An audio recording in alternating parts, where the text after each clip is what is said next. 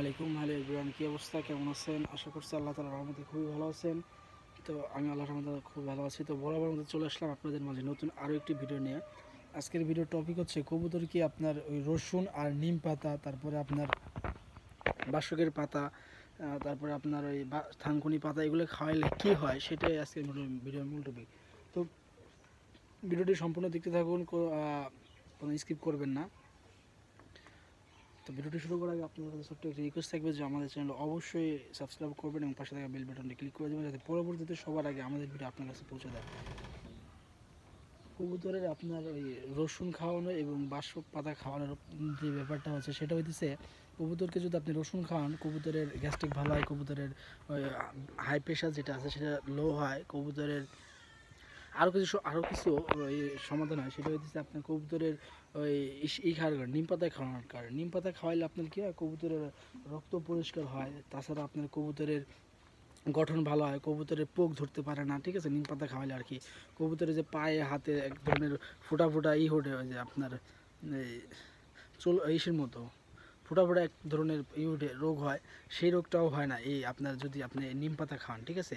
এরপরে কবুতরের আপনার কোথাও যে আপনার কোনো পোকামাকড় যদি কামড় দেয়, সেক্ষেত্রেও কিছু হয় না যদি আপনি নিম পাতা কবুতরকে রেগুলার খাওয়াতে পারেন। অনেক ক্ষেত্রে হয়েছে কি, আপনার কবুতর অনেকগুলো থাকে, তো সেক্ষেত্রে আপনার কবুতরের নিম পাতা খাবেন কি আপনার, অনেক নিম পাতা খাওয়ানোর প্রসেসটা কি, সেটা হচ্ছে আপনি যদি কবুতর কম থাকে, সেক্ষেত্রে আপনি ওই ব্লেন্ডার করে বা আপনি ওইগুলা একটু ছেঁচে, ঠিক আছে, আপনি ওইটার রস বা ওইটাই ধরে ধরে খাওয়াতে পারেন যদি আপনার কবুতরের সংখ্যা কম থাকে। যদি আপনার কবুতরের সংখ্যা বেশি থাকে, সেক্ষেত্রে হচ্ছে কি আপনি ওটা পুরো ব্লেন্ডার করবেন, ব্লেন্ডার করে আপনি পানির ভিতরে মিশিয়ে দিবেন, অথবা আপনার ওই খাবার আছে না যে গম দিবেন বা যে দেন, যেই এই চাউল দেন বা যেই সরিষার দানা দেন, সেগুলোর ভিতরে সুন্দর মিক্স করবেন, মিক্স করে তারপরে আপনি সেটা দিবেন খাওয়ার জন্য, ঠিক আছে। কারণ নিচে একটা পাত্র রাখবেন, এরপরে দিবেন।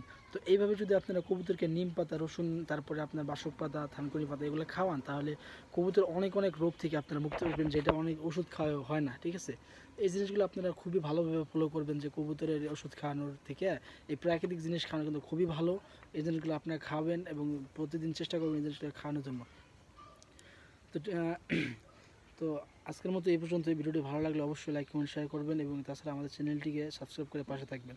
আর হচ্ছে আমি নিত্য নতুন এই চ্যানেলে বিভিন্ন ধরনের ভিডিও আপলোড করে থাকি। যদি আপনাদের এই ভিডিওগুলো ভালো লেগে থাকে, তাহলে অবশ্যই অবশ্যই আমাদের চ্যানেল সাবস্ক্রাইব করবেন। নতুন দর্শকদের জন্য অবশ্যই সাবস্ক্রাইব করবেন এবং যারা সাবস্ক্রাইব করছেন তাদেরকে অসংখ্য অসংখ্য ধন্যবাদ। তো আজকের এই ভিডিওটি এই পর্যন্তই।